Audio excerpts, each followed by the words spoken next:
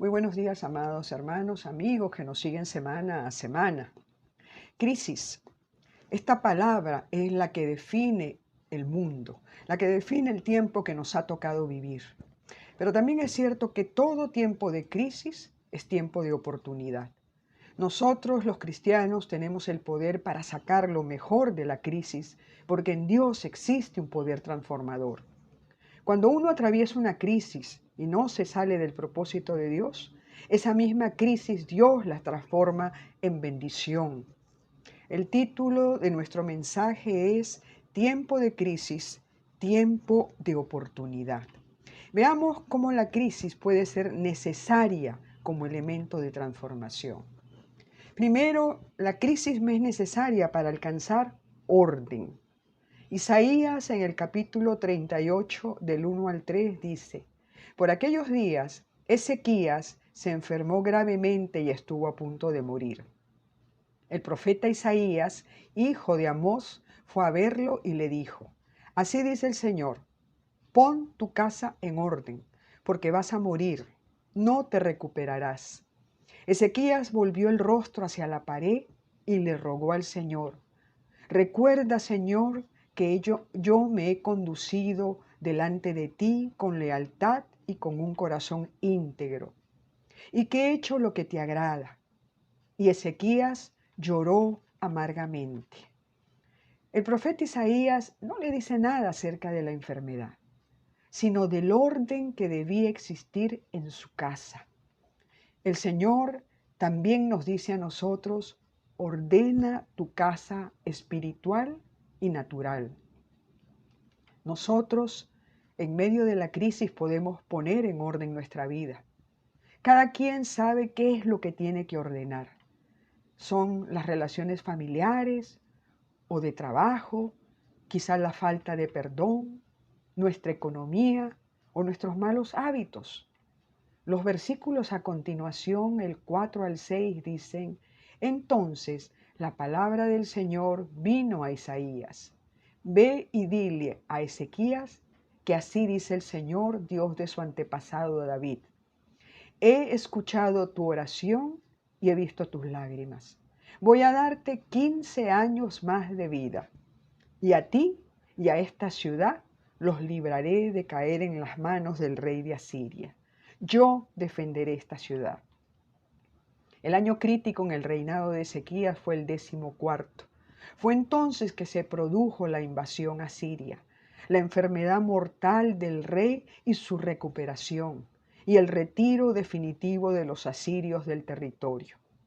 Nosotros, al igual que el rey Ezequías, tenemos el poder para sacar lo mejor de la crisis. Segundo, la crisis me es necesaria para alcanzar vida. ¿Qué es lo que más le cuesta a las personas? Cambiar su manera de vivir. Luchan por esto y no lo logran. Sin embargo, Dios quiere mostrarnos algo que parece una locura, pero que no lo es.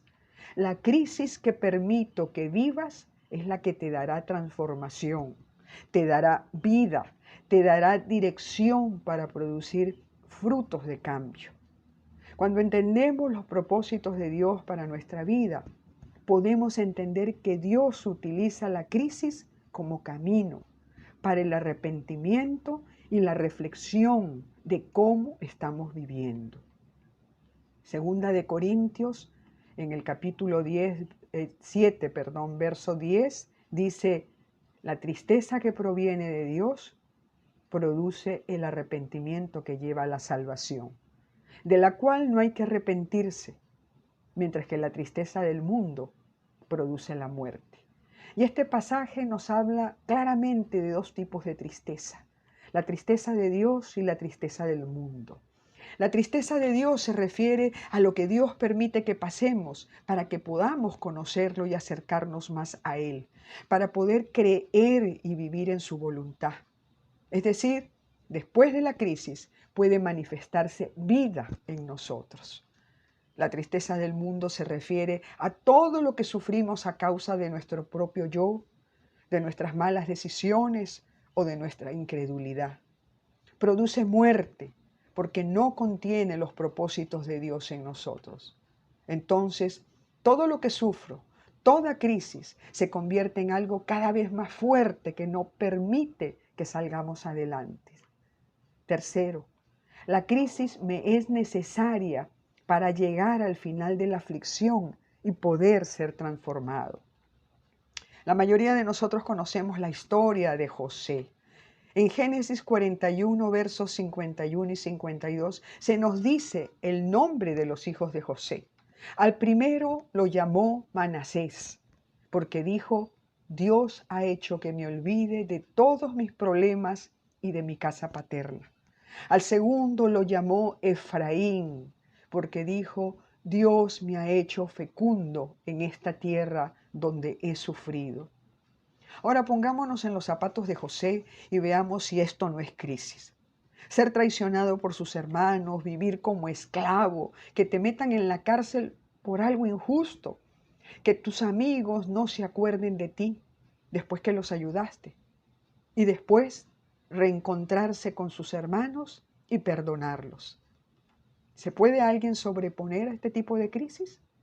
José demuestra que sí es posible y lo demuestra con el nombre de sus hijos. Él demuestra su carácter, demuestra su condición interior, demuestra lo que la crisis produjo en él.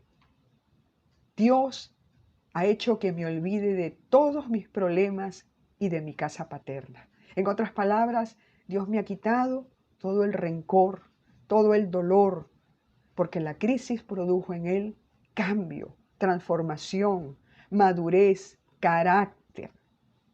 Segundo, Dios usó su crisis para que él pueda declarar, Dios me ha hecho fecundo en esta tierra donde he sufrido. Casi al final de su vida, José pudo declarar a sus hermanos que estaba temeroso de su venganza. Y les dice, ¿puedo acaso tomar el lugar de Dios? Es verdad que ustedes pensaron hacerme mal, pero Dios transformó ese mal en bien para lograr lo que hoy estamos viendo, salvar la vida de mucha gente. Entonces, vemos los tiempos de crisis como tiempo de oportunidad, como tiempos de transformación, como tiempos de grandes cambios en el pueblo de Dios. Amén. Hermanos amados, que el Señor nos permita oír su voz y que nos dé una clara comprensión del porqué de lo que estamos viviendo y del para qué. Que Dios los bendiga.